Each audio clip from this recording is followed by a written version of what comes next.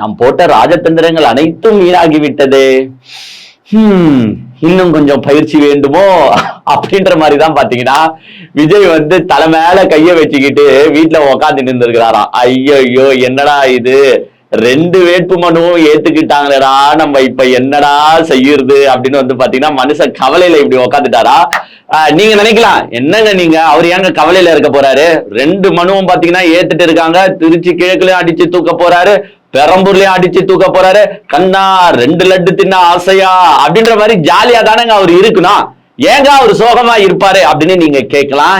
S மக்களே, விஜய் வந்து பாத்தீங்கன்னா இன்னைக்கு ஒரு 11 மணில இருந்தே வந்து ரொம்ப சோகத்துல இருக்காராம். அதற்கு மெயின் காரணமே என்னன்னு கேட்டீங்கன்னா 2 இடத்துலயும் வந்து பாத்தீங்கன்னா அவருடைய வேட்பு மனு ஏற்கப்பட்டு விட்டது. அதாவது பெரம்பூர்லயும் வேட்புமனு செஞ்சிருந்தாரு, திருச்சி கிழக்குலயும் வேட்புமனு செஞ்சிருந்தாரு.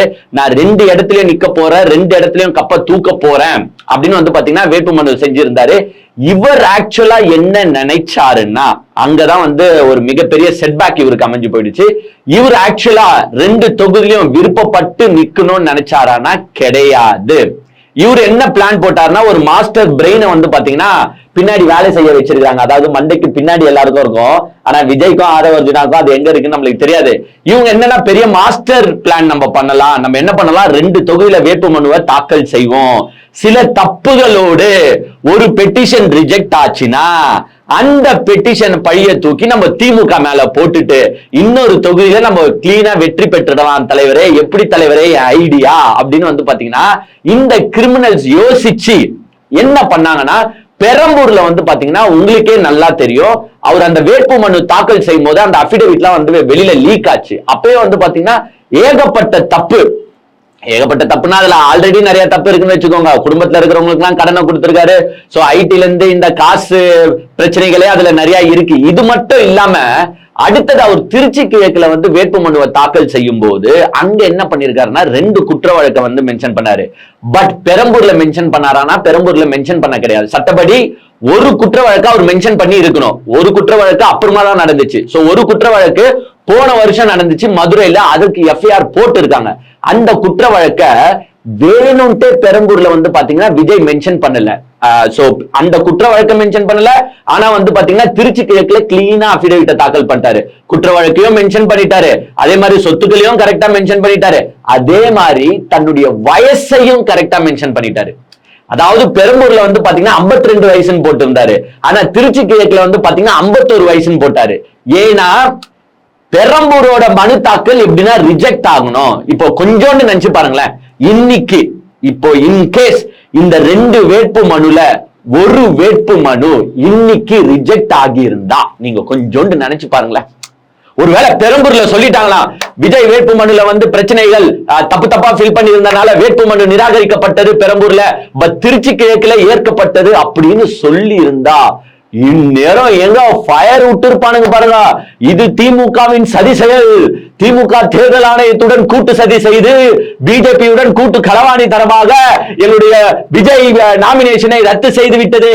டேய் நீங்க பெரம்பூர்ல ரத்து செஞ்சா என்னடா, எங்களுக்கு இருக்குடா திருச்சி கிழக்கு, நாங்க தட்டுறோம் தூக்குறோம்டா, திருச்சி கிழக்குல எங்க மொத்த வித்தையும் இறக்குறோம்டா அப்படி இப்படின்ட்டு இதையே வந்து பாத்தீங்கன்னா ஒரு பரிதாப அலையா மாத்திருப்பாங்க. எது பாத்தீங்களா, விஜய் உங்களுக்காக உழைக்க வந்தாரு, ஆனா அந்த மனுஷனோட நாமினேஷன் இந்த டிஎம்கே பாத்தீங்களா ரிஜெக்ட் பண்ண வச்சிருச்சு. மக்களே இந்த விஜய் எல்லாத்தையும் விட்டுட்டு, அவ்வளவு காசை விட்டுட்டு, அவ்வளவு பணத்தை விட்டுட்டு, அந்த உச்சா நடிகர் கரியரை விட்டுட்டு உங்களுக்காக வந்தாரு.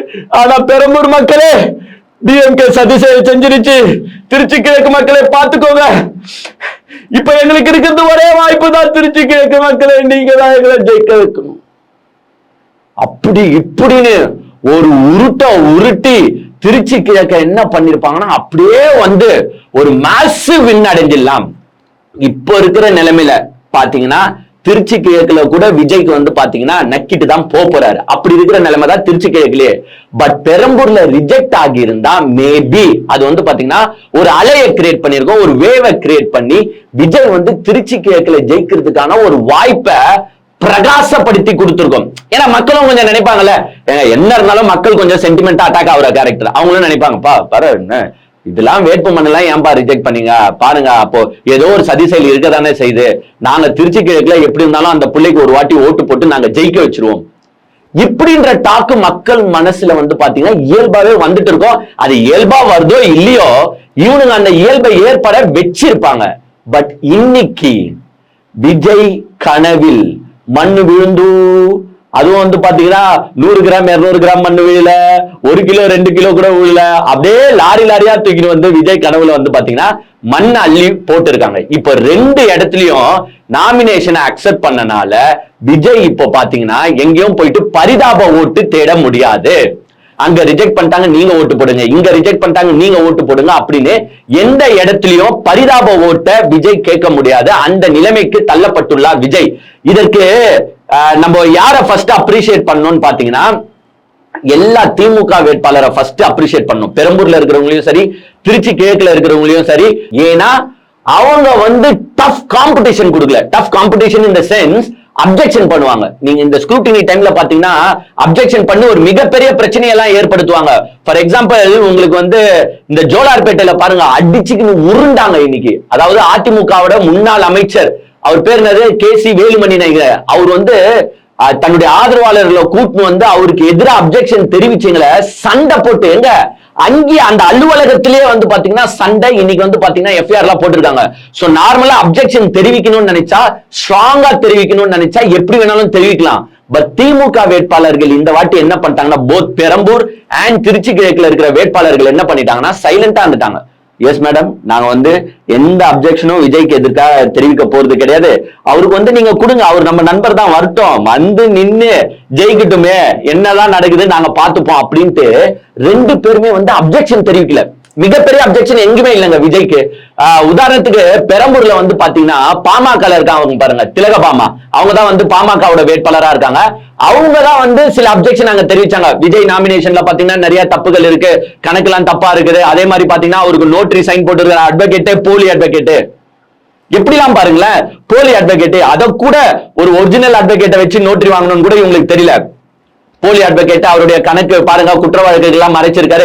அப்படி இப்படின்னு யாரு எழுப்புனான்னு பாத்தீங்கன்னா பாமக தரப்பாதான் அந்த விவாதத்தை வச்சாங்களே தவிர்த்து திமுகவோட வேட்பாளர்கள் பெரம்பூர்லயும் சரி திருச்சி கிழக்குலயும் சரி யாருமே மிகப்பெரிய அப்ஜெக்ஷனை வைக்கல. இன்கேஸ் அவங்க மிகப்பெரிய அப்ஜெக்ஷனை வச்சிருந்தால் எஸ் இன்னைக்கு விஜயோட வேட்புமனு நிராகரிக்கப்பட்டு வாய்ப்பு இருக்கு, அதிகமா வாய்ப்பு இருக்கு. ஏன்னா குற்ற வழக்குகளை மறைச்சிருக்க, ஏங்க ஒரு வேன் இருக்கு, அந்த பிரச்சார வேன், அதையும் வந்து பாத்தீங்கன்னா கணக்குல காட்டல. ஏங்க வயசுங்க யாருன்னா ஏத்துப்பாங்களா சொல்லுங்க? நம்ம இந்த பெட்டிஷன்ல ஒரு வயசு, இந்த பெட்டிஷன்ல ஒரு வயசு. சோ நிறைய குளறுபடிகள் வந்து பாத்தீங்கன்னா விஜய் ஃபார்ம்ல இருக்கு. பட் அப்ஜெக்ஷன்ஸை யாரும் பெரிய அளவுல ரைஸ் பண்ணாதனால விஜய் வந்து பாத்தீங்கன்னா இன்னைக்கு தாண்டி வந்துட்டாரு. அதை இவங்க பண்ணதே மிகப்பெரிய விஷயம். ஏன்னா இன்கேஸ் அப்ஜெக்ஷன் தெரிவிச்சிருந்தா இந்நேரத்துக்கு இவங்க வந்து இந்த அழுவானுன்னு சொல்லுவாங்க பாத்தீங்களா, அதாவது இவங்களா எப்படி அழுவாங்கன்னா, சொல்றேன்னு கோச்சிக்காதீங்க, ஒரு எடுத்துக்காட்டுக்கு சொல்லுவாங்க, நேரா பொம்பளை போல அழுகுற அப்படின்னுவாங்க. லேடிஸ் கோச்சிக்காதீங்க, பொம்பளை போல அழுகுறியடா அப்படின்னுவாங்க. இவங்க வந்து அதையும் தாண்டி அழுவானுங்க. எது பொம்பளைங்களை விட கேவலமா அழுவானுங்க இவனுங்க. அந்த மாதிரி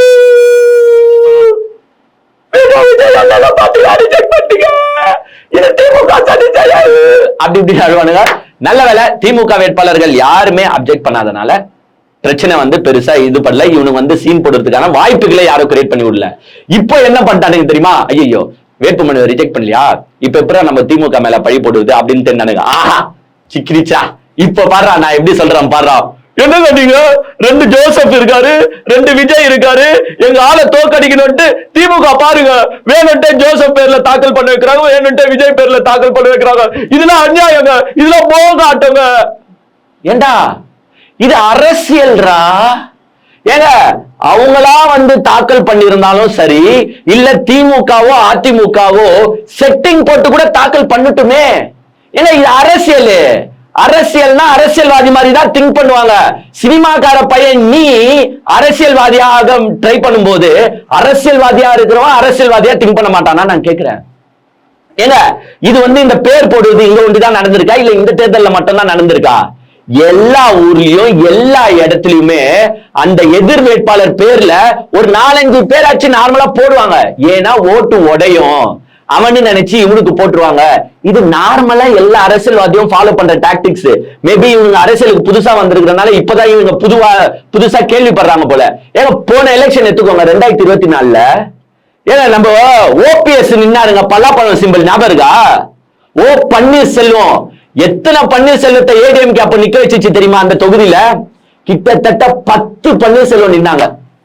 we Panneerselvam, E Panneerselvam, C Panneerselvam 10 Panneerselvam நின்னாங்க. இதுல ஓ பன்னீர்செல்வம் இன்னொருத்தரும் நின்னாரு. எது நம்ம ஓபிஎஸ் நிக்கிறாரு, ஓ பன்னீர்செல்வம் இன்னொரு கேரக்டர், எக்ஸாக்டா அவங்க அப்பா பேரும் ஓல ஸ்டார்ட் ஆகிருக்கு போல, ஓபிஎஸ். சோ 2 ஓபிஎஸ் நின்னாங்க. கிட்டத்தட்ட இந்த வேட்பாளர் பாத்தீங்கன்னா 7000 ஓட்டு வாங்கினாரு. அது இந்த ஓபிஎஸ்க்கு போக வேண்டிய ஓட்டு. சோ இது நார்மலாவே இயற்கையாவே எல்லா அரசியல்வாதியும் ஃபாலோ பண்ணுதுங்க.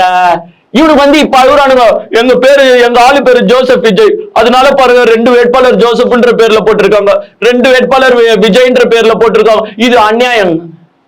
ஹே, நீங்க தான் செலிபிரிட்டி ஆச்சேயா? உச்சத்துல இருந்து வந்திருக்கீங்க. உங்க ஆள் மூஞ்ச நான் கேக்குறேன், டப்பால அந்த விஜய் மூஞ்சிக்கும் உங்க ஆள் விஜய் மூஞ்சிக்கும் பாக்குறவனுக்கு வித்தியாசம் தெரியாது. அவ்வளவு கேவலமா உங்க ஆள் மூஞ்சி இருக்குது. மத்தவங்க மாதிரி இருக்கிறதுக்கு நீங்க தான் நல்லா பான்ஸ் பவுடர் போட்டுக்கிட்டு ஃபேர் அண்ட் லவ்லி கிரீம் போட்டுக்கிட்டு நல்லா புஃப்னு நிப்பீங்களே மூஞ்சிக்கு போஸ் கொடுக்கும் போது. நீங்க ஏன் கவலைப்படுறீங்க? அதுவும் உங்க ஆளு சின்னதா வேர்ல்டு வைடு ரீச் ஆயிடுச்சுல. நாளைக்கு ட்ரம்புக்கே ஓட்டு உரிமை குத்தாலும் கரெக்டா விசில் சின்னத்துல தான் குத்துவாரு. அந்த அளவுக்கு தான் ரீச் பண்ணி வச்சிட்டீங்கன்னு பீத்துக்கிறீங்களே. அப்புறமா நீங்க ஏன் கவலைப்படுறீங்க? ஏன்னா ஓ பன்னீர்செல்வத்துக்கு மட்டும் நடக்கலங்க, இது எல்லா ஊர்லயும் ஆப்போசிட் தரப்பு இப்படிதான் பண்ணுவாங்க. இயற்கை நம்மளுக்கு தெரிஞ்சதை நம்ம சொல்றோம், ஒண்ணும் இல்ல. இப்போ அவினாசியை எடுத்துவாங்களேன். ஏங்க திமுக சைடா பாத்தீங்கன்னா ஒரு இளம் வேட்பாளரை நிறுத்தி இருக்காங்க. ஒரு மருத்துவம், அந்த பெண்மணிக்கு பாத்தீங்கன்னா 24 29 வயசு நினைக்கிறேன், அவங்க பேர் கோகிலமணி. ஏங்க அந்த சின்ன பொண்ணை எதிர்த்து நம்ம எல்முருகன் நிக்கிறாரு. எது பாஜக சைட்ல இருந்து எல்முருகன் நிக்கிறாரு. ஏங்க மத்திய அமைச்சருங்க, இணை அமைச்சருங்க, அவரு என்ன பண்றாருன்னு பாத்தீங்கன்னா இந்த பொண்ணு பேர்ல இருக்கிற இன்னொரு வேட்பாளரை ரெடி பண்ணி போடுறாரு, கோகிலாமணின்னு. அப்ப இதை நாங்க என்னன்னு போய் சொல்லுறது? எல்முருகனே ஒரு சின்ன இளம் பெண்ணுக்கு பயந்து அதே பேர்ல இருக்கிற இன்னொரு வேட்பாளரை போடும்போது எங்க விஜய்க்கு போடுறதுல தப்பு ஒண்ணும் கிடையாது. ஏங்க எல்முருகன் நீங்க கேட்கலாம்ப்பா, எல்முருகன் தான் போட்டாரு உனக்கு எப்படிப்பா தெரியும்? அங்கேயும் சிக்கிங்க. நாங்க எல்முருகனுக்கு யாரு நோட்டரி ரெடி பண்ணாங்களோ அதே அட்வொகேட் தான் இந்த கோகிலமணிக்கும் ரெடி பண்ணிருக்காங்க. கீழே சைட்ல தெளிவா மாத்திக்கிறாங்க, ரங்கசுவாமின்னு இருக்குது. யாரு? எல்முருகனுக்கு ரெடி பண்ண அதே ரங்கசுவாமி சீலு இந்த கோகிலமணிக்கும் இருக்கு. அதை நம்ம ஒன்னும் தப்பும் சொல்ல முடியாது. Yes, it is politics. பாலிடிக்ஸ்னா என்ன? மத்தவனை எப்படி தோக்கடிக்கிறது அப்படின்னு யோசிச்சு ஒரு வேல்யூ செய்யறதுதான் பாலிடிக்ஸ். இது அவங்களுக்கு கொடுத்திருக்கிற உரிமை தான். அவங்க ஒரு வேட்பாளரை நிறுத்துவாங்க, 10 வேட்பாளரை நிறுத்துவாங்க எதிர் வேட்பாளர் பேர்ல. அதெல்லாம் நம்ம போயிட்டு ஏங்க நீங்க நிப்பாட்டுறீங்க, அப்படிலாம் நிப்பாட்டாதீங்க, ஏன் தோத்துருவீங்கன்னு பயமா? அப்படிலாம் கேட்க முடியாது. ஏன் நீ பெரம்பூர்ல நிக்கிறல்ல, ஒரு 100 வேட்பாளர் ஆர்டி சேகர்னு தேடி கண்டுபிடிச்சு போடு. ஏன் திருச்சி கிழக்குல நிக்கிறல்ல, ஒரு 100 வேட்பாளர் இனிகோ இருதராஜன் கண்டுபிடிச்சு போடு. எவனும் அங்க மாத்தி குத்த போறது இல்ல. ஏன்னா அவனுங்க எல்லாருக்கும் தெரியும் குத்த போறது நம்ம எந்த சிம்பிள்ல, உதய சூரியன்ல அப்படின்னு. அவன் போய் கைய உதயசூரியனை தான் தேடுவான். ஃபர்ஸ்ட் பேரை கூட தேட மாட்டான். உதயசூரியன் பட்டன் எங்கேயா இருக்கு அப்படின்ட்டு உதயசூரியனை தேடி போட்டுருவான். அதான் இந்த உதயசூரியன் சிம்பிள்லாம் ஸ்டேட் ஆண்ட பார்ட்டிஸ் அப்படின்றனாலயோ வெல் நோன் பார்ட்டிஸ்ன்றனாலயோ இவங்க சிம்பிள்லாம் மேலே வந்துடும். விஜய் இதெல்லாம் ஆக்சுவலா எந்த டப்பால இருக்க போகுதுன்னு தெரியல. ஒரு 40-60 வேட்பாளர் போட்டுருந்தாங்கன்னா 1 2 3 மூணாவது டப்பால கூட விஜய் இருக்கும்.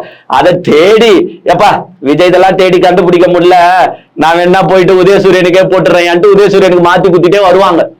மிஸ்டர் விஜய், நீங்க தோக்க போறது 100% உறுதி. சோ இந்த தோக்கும் போது எதனா ஒரு காரணத்தை கண்டுபிடிச்சு பரிதாப ஓட்டு தேடலாம் அப்படின்னு நினைக்காதீங்க. உங்க சினிமாக்கார புத்தியை இங்க தூக்கி காட்டாதீங்க.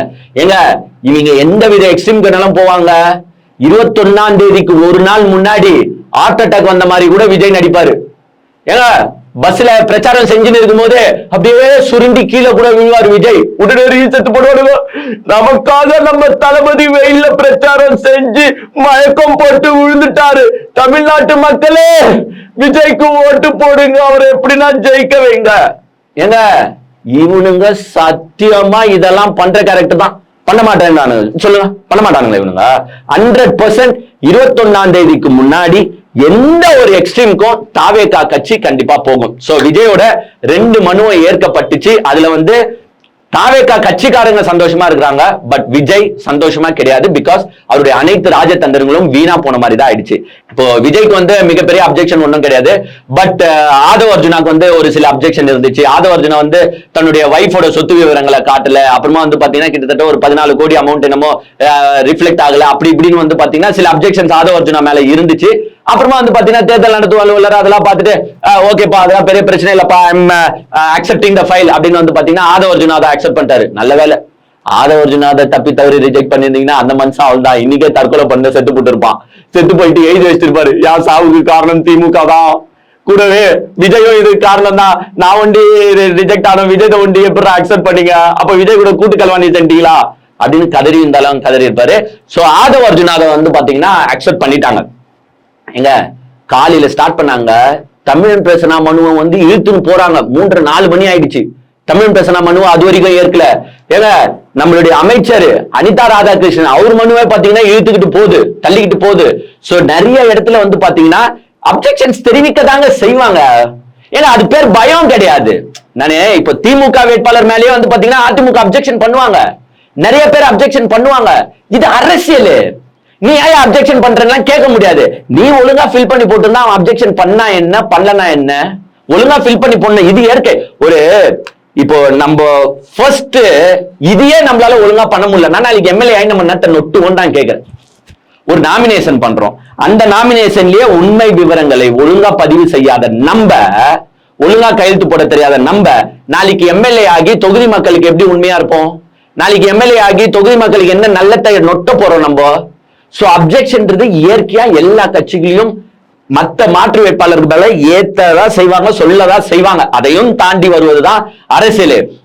இப்படி ஆதவ் அர்ஜுனாக்கு ஒரு சைடு ஆச்சு. சிதம்பரத்துல வந்து பாத்தீங்கன்னா தாவேகா வேட்பாளர் நாமினேஷனே நிராகரிச்சிட்டாங்க. எப்ப நீ ஒழுங்கா சரி பண்ணல, சரியா ஃபில் பண்ணலன்ட்டு. இந்த சைடு எடப்பாடி சைடு பார்த்தா எடப்பாடி தொகுதி தாவேகா வேட்பாளர் அருண்குமார் ஏன்னா ஆளே காணாம போயிட்டாருங்க. ஸ்கூட்டினிக்கு வந்த மனுஷன் திடீர்னு வந்து பாத்தீங்கன்னா காணாம போயிட்டு இருக்காரு, போன் எல்லாம் சுவிட்ச் ஆஃப் பண்ணி வச்சிட்டாராம். அங்க இருக்கிற தாவேகா கட்சிக்காரனு கொந்தளிக்கிறாங்க, அருண்குமார் எங்கேயா போன பார்த்தா நடுவுல கொஞ்சம் பக்கத்தை காணோன்ற மாதிரி வந்த மனுஷன் கொஞ்ச நேரத்துல எஸ் ஆயிட்டு இருக்காப்ல, போன் சுவிட்ச் ஆஃப். இப்ப வந்து பாத்தீங்கன்னா அவருடைய வேட்பு மனுவும் வந்து பாத்தீங்கன்னா நிராகரிச்சுட்டு இருக்காங்க. சோ இப்போதைக்கு நம்மளுக்கு தெரிஞ்சது சிதம்பரம் வேட்பாளர் மனுவை நிராகரிச்சிருக்காங்க. அப்புறமா வந்து பாத்தீங்கன்னா இந்த எடப்பாடி தாவேகா வேட்பாளர் மனுவை நிராகரிச்சிருக்காங்க. மத்த இடத்துல வந்து பாத்தீங்கன்னா இன்னும் தெரிவிக்கல, எங்கன்னா ரிஜெக்ட் ஆக வாய்ப்பு இருக்கு. பட் மோஸ்ட்லி வந்து பாத்தீங்கன்னா எல்லா வேட்பாளரையும் அக்செப்ட் பண்ணிட்டு இருக்காங்க. பிகாஸ் யாருமே மிகப்பெரிய அப்ஜெக்ஷனை எந்த தாவேகா வேட்பாளருக்கும் தெரிவிக்கல. பிகாஸ் தெரிவிச்சா இவனுக்கு நம்ம உயிரை தான் எடுப்பானுங்க. ஒரே இடத்துல ஒண்டி பாத்தீங்கன்னா கொஞ்சம் அப்ஜெக்ஷன் ஆகி அது வந்து கொஞ்சம் இழுத்து இருக்கு. நம்ம ஆர்கே நகர்ல, அதாவது நம்மளோட இவருங்க மரிய வில்சனுங்க, என்னங்க நீங்க மறந்து போயிட்டீங்க. ஆர்கே நகர் மரிய வில்சன் வந்து பாத்தீங்கன்னா காலைல ஆரம்பிச்சு சாயங்காலம் 3:30 மணி வரைக்கும் பாத்தீங்கன்னா மனுஷன் மூச்சு விடாம இருந்திருக்காரு. ஏன்னா அவருடைய விவரங்களை அவர் சரியா ஃபில் பண்ணல அப்படின்னு வந்து பாத்தீங்கன்னா இழுத்திருக்காங்க. நம்ம நேத்தே டிஸ்கஸ் பண்ண பாருங்க. ஏங்க அவர் படிச்சது வந்து பாத்தீங்கன்னா அவர் எந்த ஸ்கூல்ல படிச்சாருன்னா பாண்டிச்சேரியில படிச்சாரு. ஆனா அபிடேவிட்ல தமிழ்நாடுன்னு போட்டிருக்காரு. ஒரு கிரிமினல் கேஸுக்கு வந்து பாத்தீங்கன்னா ஹைகோர்ட் வரைக்கும் அப்பீல் போயிருக்காரு. ஆனா அந்த அப்பீல வந்து பாத்தீங்கன்னா அவர் மென்ஷன் பண்ணல. அதே மாதிரி அவருக்கு 2 பெண் பிள்ளைகள் இருக்காங்க. இந்த 2 பெண் பிள்ளைகள் விவரங்களையும் பாத்தீங்கன்னா அவர் அப்படியே மூடி மறைச்சிட்டாரு. டிவோர்ஸி தான் சரி, வைஃப் பேர் போட தேவையில்ல, பட் பெண் பிள்ளைகளை காட்டி இருக்கணும் அப்படின்னு நம்ம நேற்று பேசியிருந்தோம். சோ இந்த பாயிண்ட்ஸ் எல்லாம் எடுத்து அதிமுக சைடா பேசினாங்களா என்னன்னு தெரியல.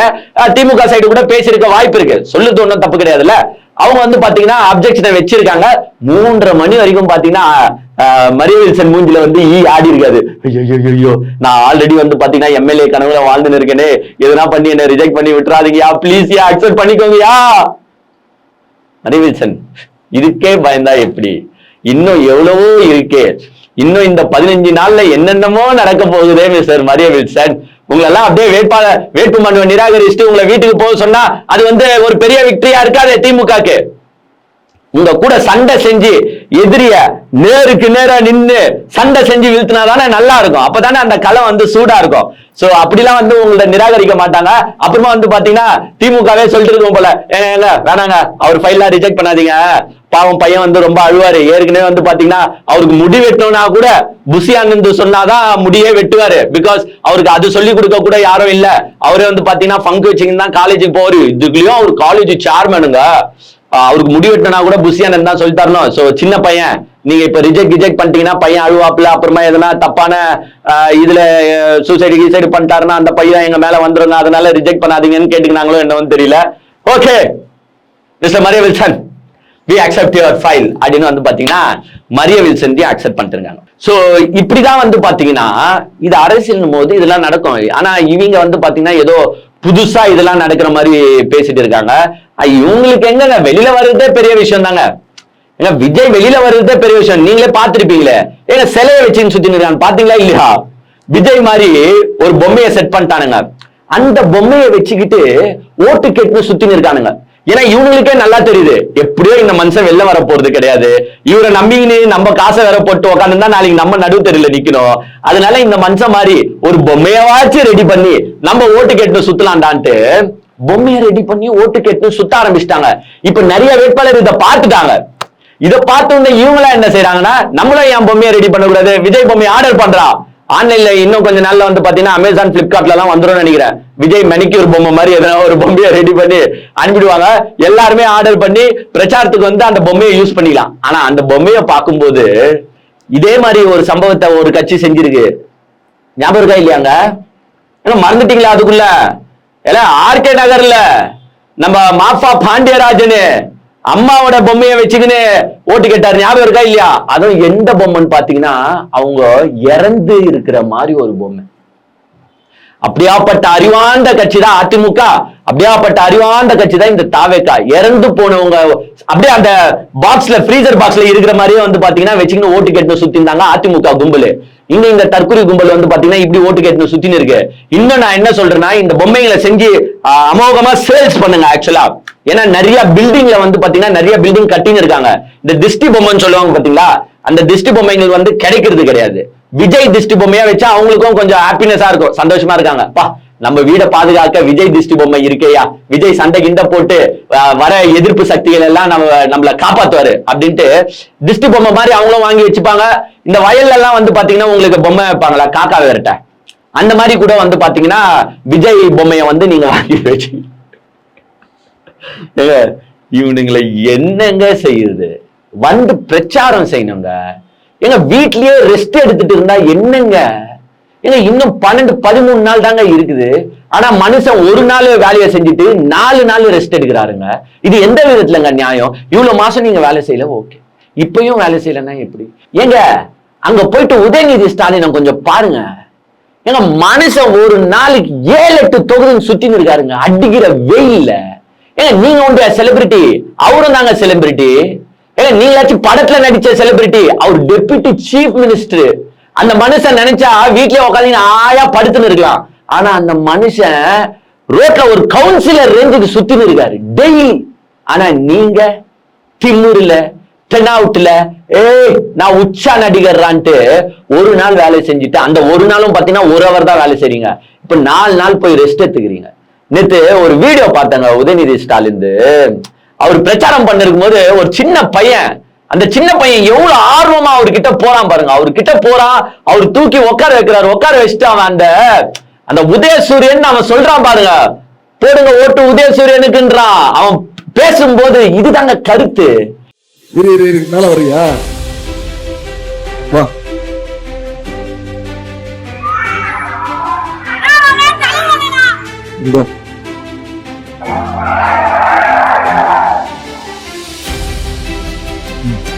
நன்றி. பேர்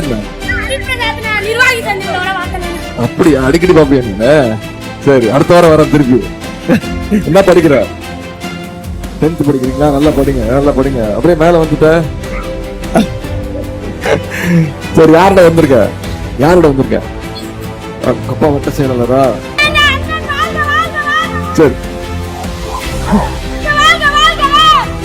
சரி, ஒண்ணு பண்ணு, உள்ள வந்துரு, நான் வெளில போயிடுறேன். வா. வா. பரவாயில்ல, எப்படி இறக்குவ? ஜாக்கிரதை. ஏங்க அவன் மேலே இருந்து வந்து உதயநிதி ஸ்டாலினுக்கு முத்தம் கொடுக்க ஏறல. ஏங்க உதயநிதி ஸ்டாலின் கூட ஒரு செல்ஃபி எடுக்க ஏறல. உதயநிதி ஸ்டாலினை கட்டி பிடிக்க ஏறலாம. உதயநிதி ஸ்டாலின் என் தலைவன்டா. அந்த சின்ன பையனுக்கு தெரியுது இதுதான் திராவிட முன்னேற்ற கழகம் உருவாக்கும் பசங்க. அவன் அந்த கருத்தோட ஒன்றி போறான். எப்பா கருப்பு சிவப்பியா, ஏ உதயசூரியன்யா. அவன் ஏறி உதயநிதி ஸ்டாலினே அப்பா சைலண்ட் ஆடுறானால அவன் உதயசூரியன் கத்துறான். ஓட்டு போடுங்க உதயசூரியனுக்கு கத்துறான். இதுதான் ஏன் அவன் நினைச்சா உதயநிதினா நான் உங்க கூட ஒரு செல்ஃபி எடுத்துக்குவா, ஆனா உங்களை கட்டிப்பிடிக்கிற மாதிரி ஒரு போட்டோ எடுத்துக்குவா.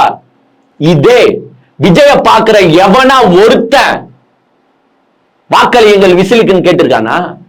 ஒரு கோஷமா விசிலுக்கு குரல் கொடுத்திருக்கானா? எல்லாம் என்ன பண்ணுவானு தெரியுமா? போன் எடுத்துன்னு வந்துருவானுங்க. ஒரு போட்டோ எடு, ஒரு போட்டோ, ஆனா ஒரே வாட்டி கட்டி பிடிச்சுக்கானா? இதுதான் தற்குறி கூட்டத்துக்கும் கொள்கை கூட்டத்துக்கும் உள்ள ஒரு வித்தியாசம். நாளைக்கு எங்க அண்ணனுக்கு சூடு சொல்ற வந்தனால நாளைக்கு வந்து பாத்தீங்கன்னா பிரச்சாரத்துக்கு போறாரு. அதாவது திருநெல்வேலிக்கு ஐம் கோயிங். நார்த்ல வந்து நான் பிரச்சாரம் பண்ணி டயர்ட் ஆயிட்டேன், இப்போ கொஞ்சம் எனக்கு சவுத் சைடு போறேன், கொஞ்சம் வழி விடுங்க அப்படின்னு வந்து பாத்தீங்கன்னா நாளைக்கு திருநெல்வேலிக்கு வந்து பிரச்சாரத்துக்கு போறாரு. இன்னைக்கே வந்து புஷி அண்ணன் வந்து பாத்தீங்கன்னா திருநெல்வேலியில போயிட்டு இடத்தெல்லாம் ரெடி பண்ணிருக்காங்க. சோ ஃபர்ஸ்ட் அங்க வந்து ஒரு பொதுவான ஒரு பெரிய கிரவுண்ட்ல வந்து பேசிடுறாரு. அப்புறமா வந்து ரோட் ஷோக்கும் பெர்மிஷன் கொடுத்திருக்காங்க. கிட்டத்தட்ட 5000 to 10,000 பேர் அலவுடுன்னு சொல்லியிருக்காங்க. மத்தியானம் டைம். நான் திருப்பி ரிக்வெஸ்டா கேட்கிறேன், யாரும் தண்ணி குடிக்காம இருக்காதீங்க, தண்ணி குடிங்க. அந்த மனுஷன் பின்னாடி பைக் எடுத்துட்டு ஃபாலோ பண்ணாதீங்க. ஆனா அந்த மனுஷன் பின்னாடி எவனா பைக் எடுத்துட்டு வருத தமிழக காவல்துறைகளே பார்த்தீங்கன்னா கொஞ்சம் பாண்டிச்சேரி போலீஸ் மாதிரி நடந்துக்கோங்க. நான் திருப்பி கேட்கிறேன், பாண்டிச்சேரி போலீஸ் எப்படி அடிச்சு இவனுங்களை ஓட விட்டுச்சோ, பாண்டிச்சேரி போலீஸ் எப்படி அவனுக்கு பைக்ல இருந்து சாவியை புடுங்கிச்சோ, அதே மாதிரி திருநெல்வேலியில இருக்கிற எஸ்பி சார் அவர்களே கொஞ்சம் தமிழ்நாட்டு போலீஸ் மானத்தை காப்பாத்துங்க. ஏன்னா அவனுங்களே சொல்றானுங்க, இது ஓச்சல் வாரியஸே சொல்றானுங்க, பாத்தியா பாண்டிச்சேரி போலீஸ் அசம்பாவிதத்தை எப்படி தவிர்த்துச்சு பாத்தீங்களா, எப்படி அடிச்சாங்க பாத்தீங்களா, இப்படிதாங்க கட்டுக்கோப்புக்குள்ள வைக்கணும் அப்படின்னானுங்க. சோ திருநெல்வேலி எஸ்பி சார் அந்த வீடியோ வேணா நீங்க ட்விட்டர்ல போனா கூட இருக்கும், இல்ல யூடியூப்ல நாங்களே போட்டுருக்கோம். இவனுங்க பேசுனதெல்லாம் கொஞ்சம் நீங்க கன்சிடர் பண்ணி நாளைக்கு பொதுமக்களுக்கு டிஸ்டர்பன்ஸ் இல்லாம நடத்துங்க. இவனுங்க ஒன் வே ரூட்ல எல்லா ரூட்ல டபுள் சைடும் இவனுங்க போனானுங்கன்னா பொலங்க. பைக் எடுத்துக்கிட்டு பின்னாடியே வர வேணாம், வந்தானுங்கன்னா அடிங்க, பைக் சாவிய புடுங்க. அப்பதான் இவனுங்களுக்கு தமிழ்நாடு போலீஸ்னா என்னன்னு தெரியும், எப்படி கட்டுக்கோப்பா தமிழ்நாடு போலீஸாலையும் வச்சுக்க முடியும் அப்படின்றத தயவு செஞ்சு அவனுங்களுக்கு காட்டுங்களேன் ப்ளீஸ்.